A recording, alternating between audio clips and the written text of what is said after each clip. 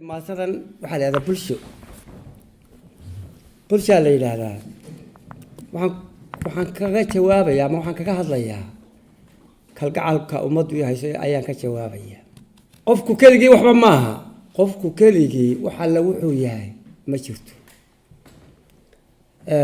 Qofku wuxuu ku dhisan yahay ummadda uu ka dhashay buu ku dhisan yahay. Haddii cidi soo raacdana ummadka kale haddii baaqiisu gaaro oo baaqaygu anigu ma gaarsiiyeen ummadda aan ka dhashay baa fidiso faafise qofku wuxuu wax ku yahay diric kari ahaantii dareel guusha kama helo dadka geesi lagu yahay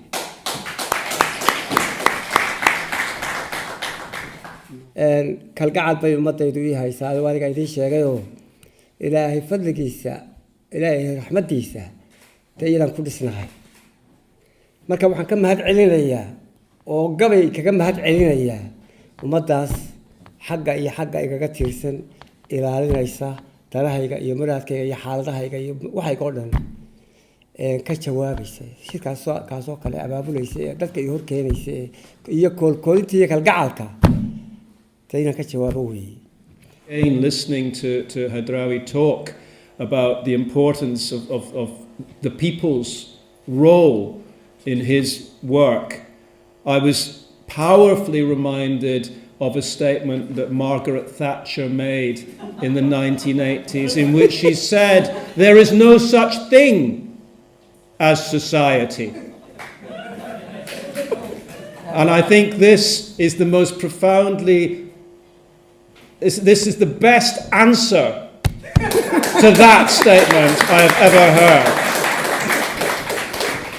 Because this is a poem about what happens if you believe such a nonsense, if you believe such a lie, then the bonds which pull us together as people are loosened, either within a country or from without a country, and things start to disintegrate.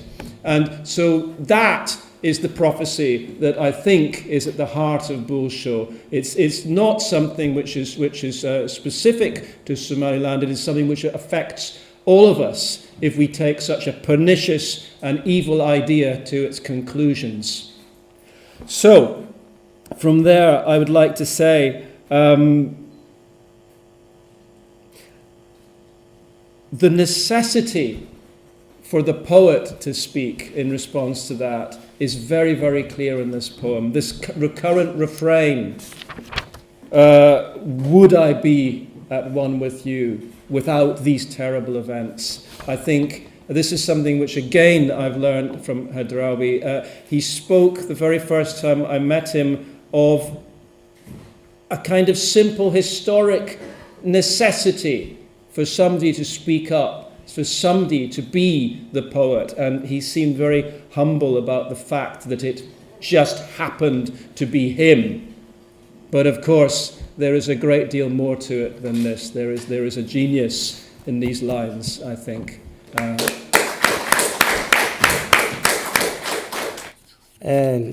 waqti hore ay ugu dambeysay haddii aan maaragtay dayar gowlo raalli baa ahaanaysaan laakiin far waaweyn bay ku qoranta waxaa isku dayayaa inay idin soo gaadho idinka.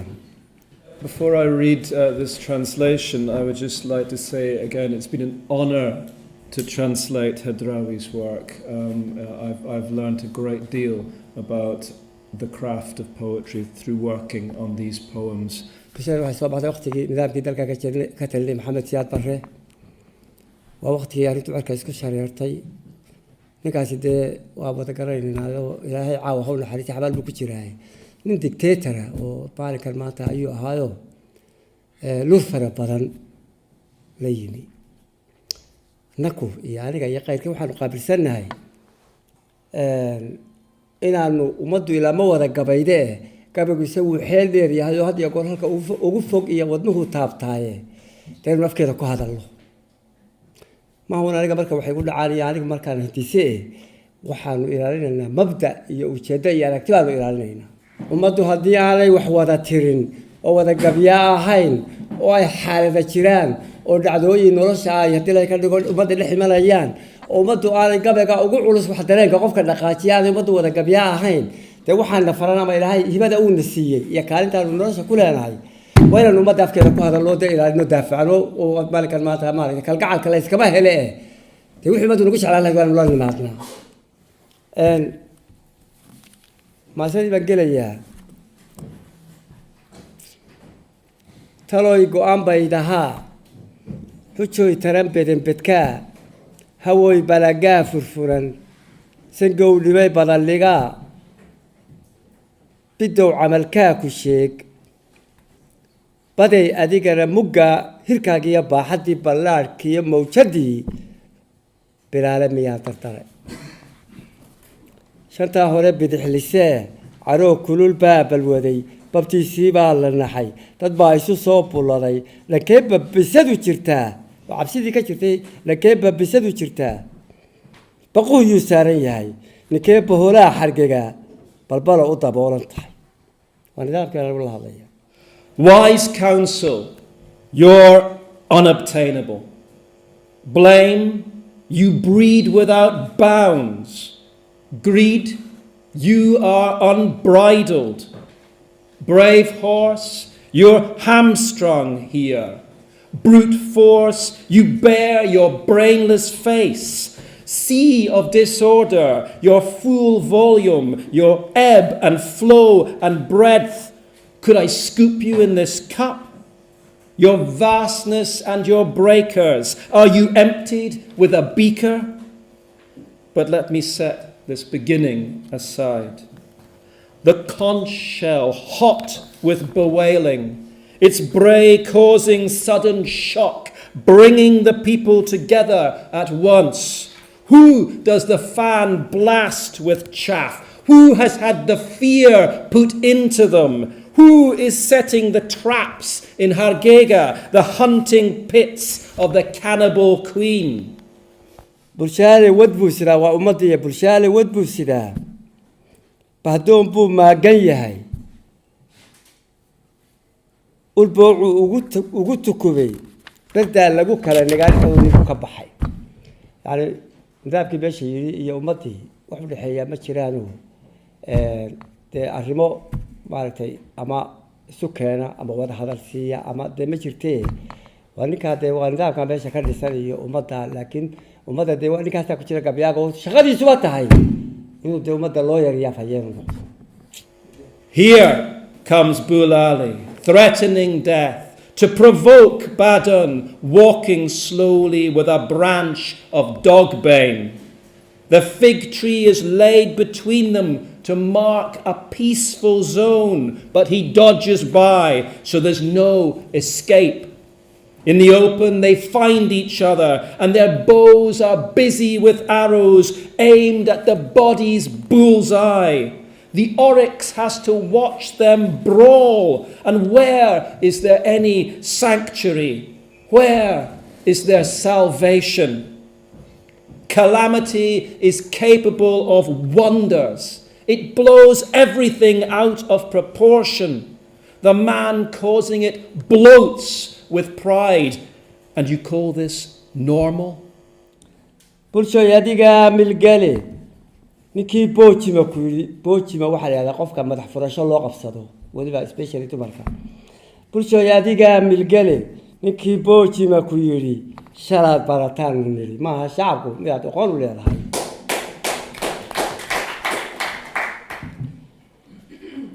baylulida waa darbe lagu seexday hadii ninkaan adiga danka le adigu dan ka yeelano baylulida haw furfurin baridana kaama geeyo ninkaankaasi ninkii ballankaaga qaaday ka baaqday xilkaad u dhiibtay ka bayray ujeedadaada ku boobay adoo saboola ku wiirsaday baaba'aaga adoo bogan waayay taada ninkii u buseelay raaxo huwaday bulbushii libaaxa baruudkii yashaashka qaatay u booday cirkaa dusheenna bilkayday laboontidiisa buurtuu koray waarin mayso heddiisana baajin mayso kub iyo bawduu ka jabay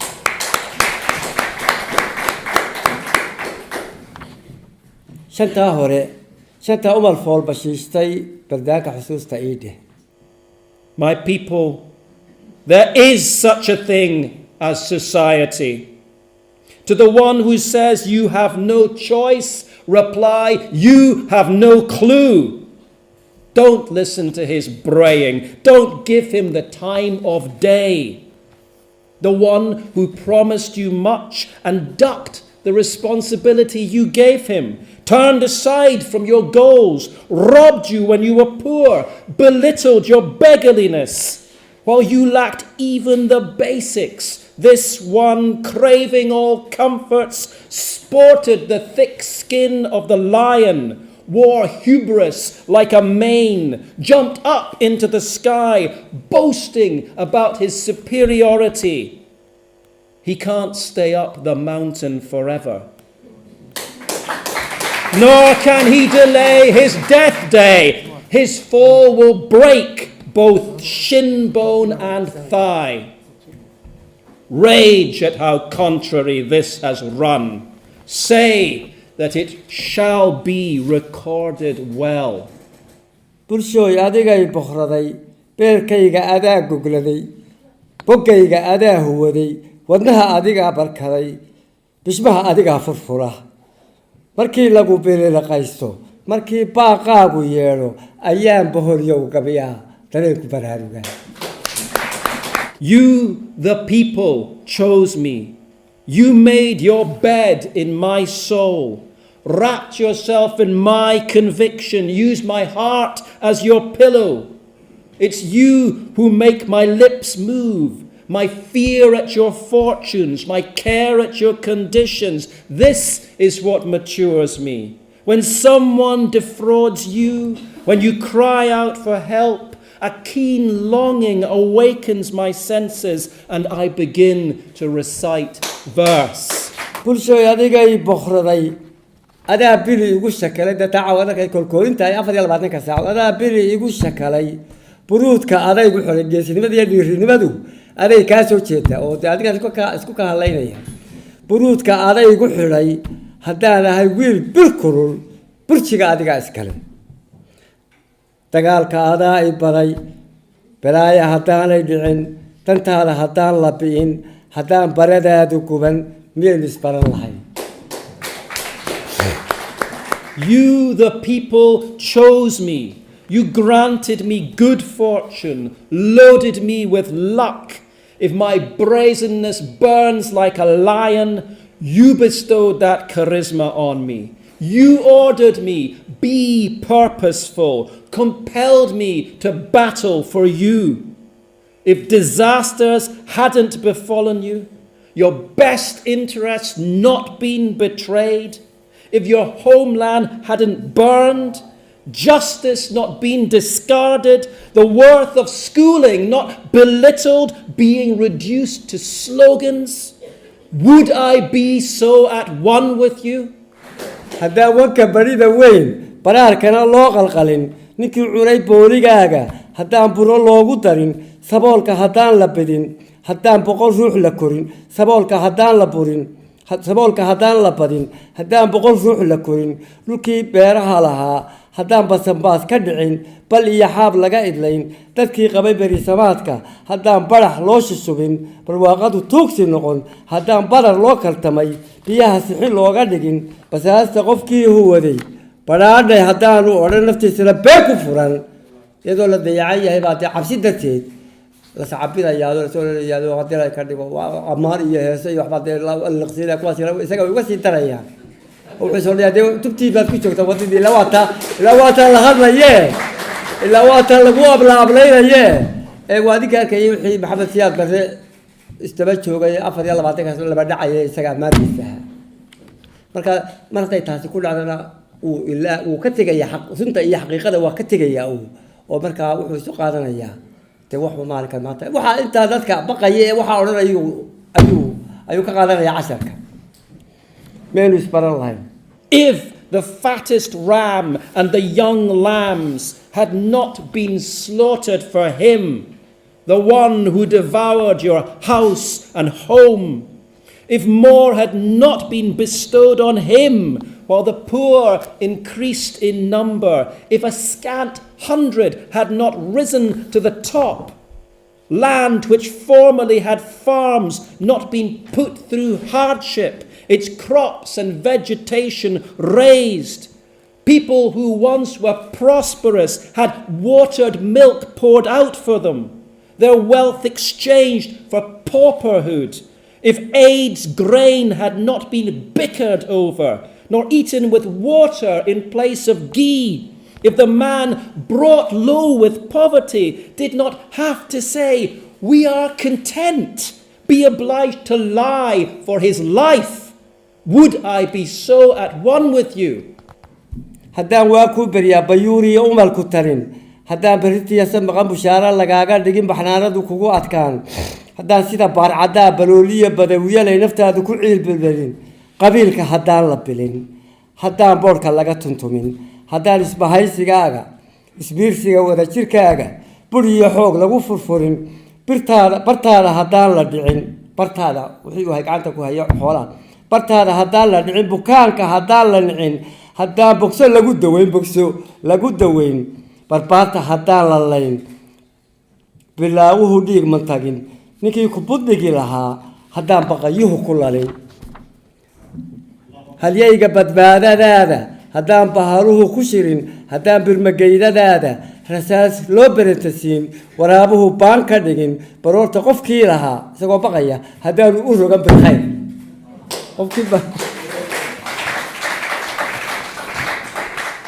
baroorta qofkii lahaa haddaanu u rogan bilkhayr naftiisu ku bixinayaa haddaanu u rogan bilkhayr naftiisana haddaanu u rogan bilkhayr balaaya xijaab ka dhigan wixii hadhay baylahadaada haddaan buntuk loogu talin xanuun lagu baraq nuglayn nin baydlihiisalow ku gelin meen isbaran lahay If shame and wrath were not visited on you at the breaking of each dawn, if you were not promised better news would always be here tomorrow, and your needs were never met today, if the dance of desire, bar ade, and its refrain, balolio badawyale, was not balm for your soul, if clannishness had not been brushed down and trotted out again, if your banding together, your sharing and solidarity had not been bludgeoned apart, your home not burgled, and the sick in their beds not loathed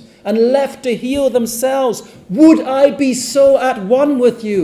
basaasiyo oon dartii haddaan dhulku baali noqon haddaan sida bagagidii banaadir induu ka nixin bariise haddaan la qaxin boqolku istaba taxnaan bugaan bugtu gelin xijaas batroolka haddaan la yu-an hablii boqorkiiyaa dhacdaha bafsada lagu wada yiqiin haddaan baxsadkooda dheer baxray laga soo qabqaban haddaan boqorrada carbeed amiirada baalka xidhan ku jeer baryaa loola tegin meen isbaran lahayn haddaan bari ina qalayn haddaan bogox ina fantayn beelaha agaheenayaal haddaynaan buro ku noqon tukii baallaha caddaa adduunyadu baadideenna bannaanada kaga xiroon boogteen iyo dhaawaceenna haddaan bagalayna odhan meen isbaran lahayn If the land had not been scorched by neglect and lack of water, if Benadir, once bountiful, was not now looked upon with pity, if at dawn the refugees did not flee in waves, great numbers making for the holy sites, if petrol was not fetishized, if even the country girls who used to wear fine poplin were not abused now in Bahrain, if the country had not gone 1,000 times begging to the Arab kings, to the feathered emirs, would I be so at one with you?